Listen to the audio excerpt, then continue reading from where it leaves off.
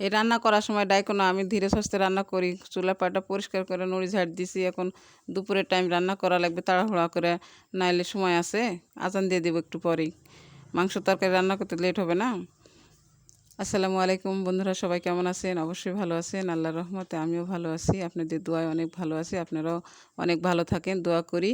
আজকে আমি দেখেন গরুর মাংস রান্না করব বলে ফ্রিজ থেকে বের করে পানিতে ভিজায় রাখছিলাম। এখন আমি রান্না করব। সব মশলা মশলি সব বাটা হয়ে গেছে। এখন আমি মাংসটা মাখায় দেখেন রান্না করব। আসলে সবাই মাংস তো রান্না করতেই জানে, তারপরে এক একজন এক এক স্টাইলে রান্না করে।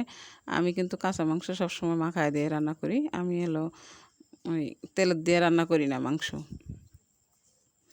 সব মশলার পরিমাণ মতো দিয়ে দেব, দিয়ে মাখায় কষায় কষায় তারপরে রান্না করব। হলুদের গুঁড়া, মরিচের গুঁড়া, আপনার মশলার গুঁড়া, এগুলো সবগুলো পরিমাণ মতো দিয়ে দেব।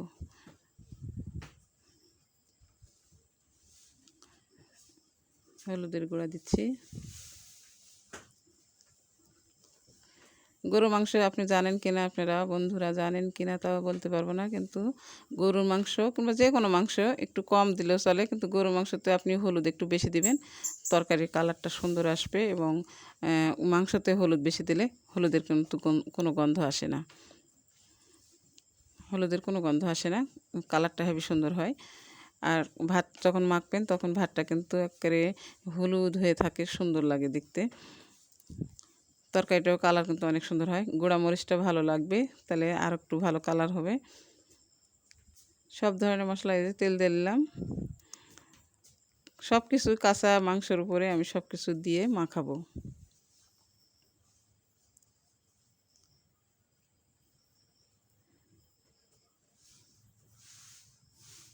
লবণটা দিলাম তো।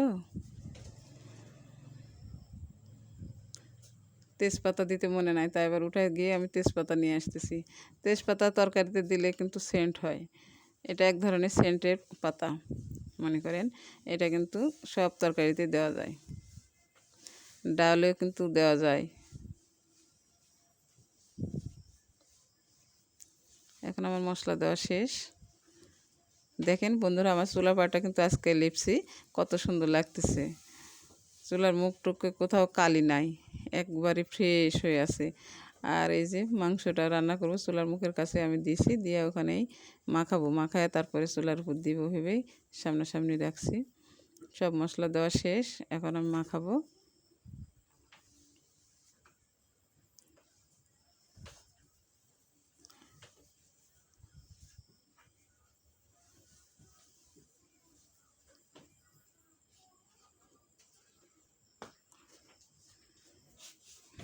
মাংস রান্না করতে কিন্তু অনেক ভেজাল, সব ধরনের মশলা লাগে, সব ধরনের আয়োজন একসাথে করে তারপরে দিয়ে রাঁধতে হয়।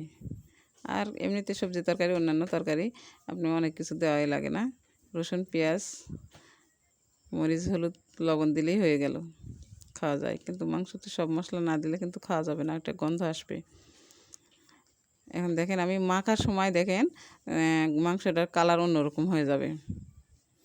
আর যত মাখবেন তত মাংসটা নরম হয়ে আসবে, এবং কালার সুন্দর হয়ে আসবে। এমন সুন্দর কালার হবে, মানে যেমন মানুষে আচার মাখা খায়, পেয়ারা, তারপরে পেঁপে মাখায়, এগুলো মাখায় খায়, আম মাখা খায়, এরকম করে মাখায়, কিন্তু কত সুন্দর লাগে খেতে কাঁচাতেই। তো এরকম গরুর মাংস মাখাচ্ছি মনে হচ্ছে খায় একটা, আসলে কিন্তু খাওয়া যাবে না। মাংস না সিদ্ধ হলে কিন্তু খাইতে পারা যাবে না। হালকা একটু হাত ধুয়ে পানি দিব। যে পেঁয়াজ পেঁয়াজ দিছি একটু বেশি করে, পেঁয়াজ আর তেল দিছি, এটার মাধ্যমে ঢাকা দিব, দিয়ে জাল দিব। এটার মাধ্যমে মনে করেন আপনার মাংসটা কষে যাবে আর আয়রা যাবে। তখন আস্তে আস্তে তেল বার হবে, পানিও বের হবে। এই পানিতেই মাংসটা সিদ্ধ হয়ে যাবে, আর কিছুই দিতে হবে না।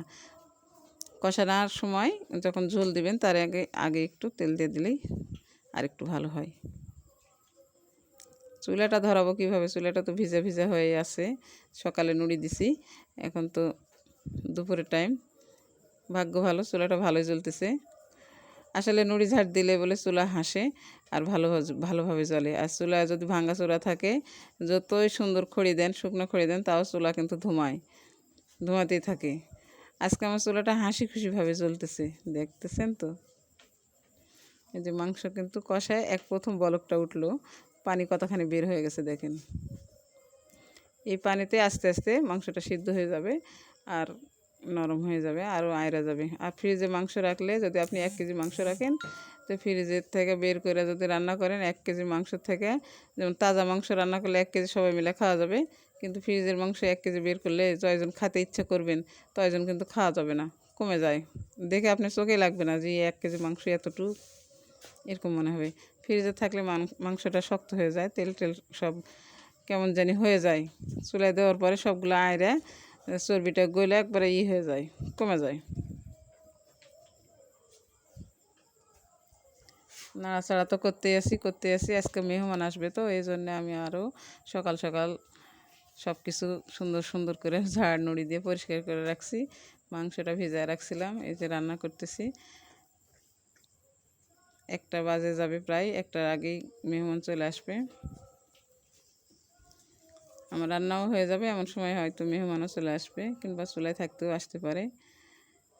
তো মাংসটা হয়ে গেলে ভাবছিলাম পিঠা বানাবো, চালের গুঁড়ার পিঠা বানাবো, চিতই পিঠা বানাবো।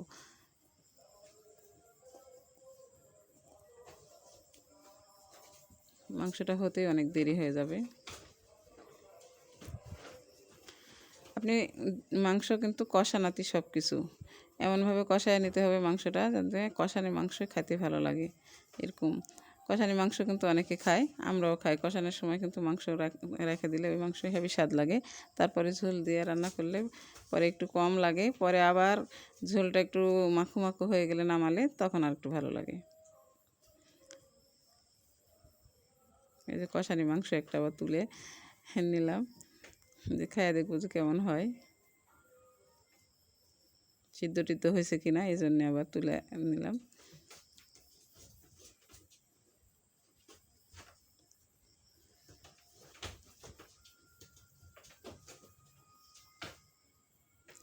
চুলাটা আজকে সেই জ্বলতেছে, অল্প খড়ি দিছি, তারপরে চুলাটা এমন সুন্দর হয়ে জ্বলতেছে, মন চাইতেছে আজকে সারাদিন খালি রান্নাই করি।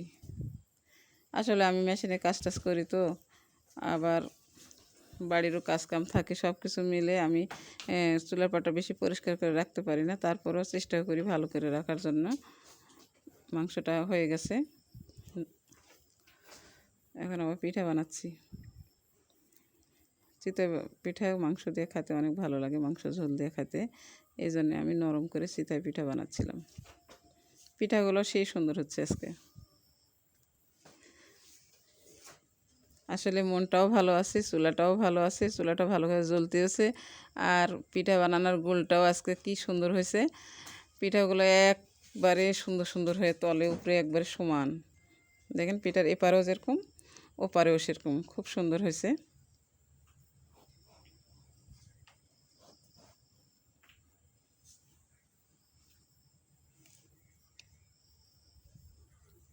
আমি আবার দেখতেছি চাড়া চাড়া যে পিঠার ওপৃষ্ঠে কালো হয়ে আছে নাকি। আসলে কালো টালো কিছু হয় নাই, দুই পাশটাই এত সুন্দর হয়েছে।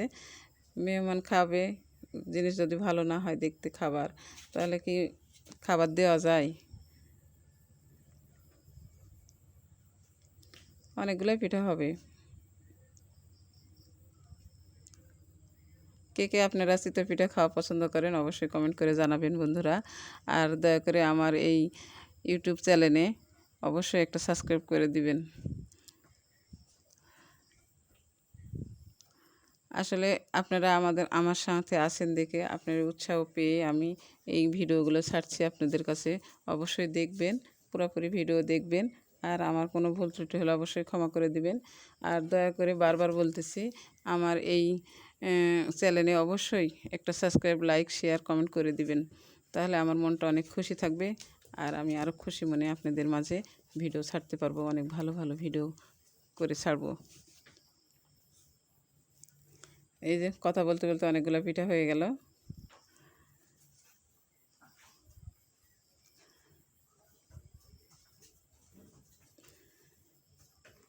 যদি আপনারা আমার পাশে না থাকেন তাহলে আমি কার পাশে থাকবো বলেন? অনেক আশা নিয়ে আপনাদের পাশে এসে দাঁড়াচ্ছি, আপনারা যদি আমার পাশে না থাকেন তাহলে কেমন লাগে দেখেন। এই যে পিঠা আর মাংস, আমি প্রথমে খাইতে বসে গেলাম। কারেন্টটা নাই, খাইতে বসবো এমন সময় কারেন্ট নাই, তাই পাখা দিয়ে হাঁকাচ্ছিলাম। কারণ মেহমানেরা ক্যামেরার সামনে আসবে না, তাই আমি প্রথমে খাই আপনাদের দেখাচ্ছিলাম যে কেমন টেস্ট হয়েছে। এই জন্য আমি রান্না করছি, আমি খাইয়ে দেয় আপনাদের দেখাবো। দেখেন তো বন্ধুরা মাংসটা কেমন হয়েছে। একটু ঝোল ঝোল রাখছি, কারণ পিঠা দিয়ে একটু ঝোল না থাকলে ভালো লাগবে না পিঠা, এই জন্য একটু ঝোল ঝোল মাখো মাখো ঝোল ঝোল রাখছি।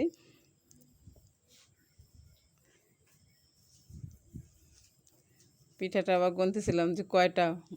আজকে নিজেই পিঠা বানাচ্ছি, নিজেরই খুব ভালো লাগতেছে, এত সুন্দর পিঠা হয়েছে। অন্যান্য দিনে মনে করেন পিঠা ভালো হয় না, কোনো দিনে আবার কেমন জানি একটা সোপ পড়ে হয় না, কিন্তু আজকে খুব সুন্দর, সব কিছু খুব সুন্দর হয়েছে, তাই ভাবলাম যে আপনাদের সাথে শেয়ার করি।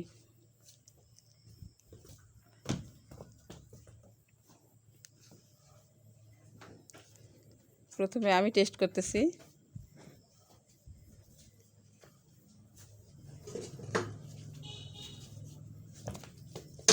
আমি নিজে নিজে খায়া বলতেছি খুব সুন্দর হয়েছে, খুব ভালো হয়েছে। নিজের প্রশংসা মনে করেন নিজেই করলাম। তো বন্ধুরা আজকের মতো এই পর্যন্ত। সবাই ভালো থাকবেন, সুস্থ থাকবেন, আর আমার জন্য অবশ্যই দোয়া করবেন।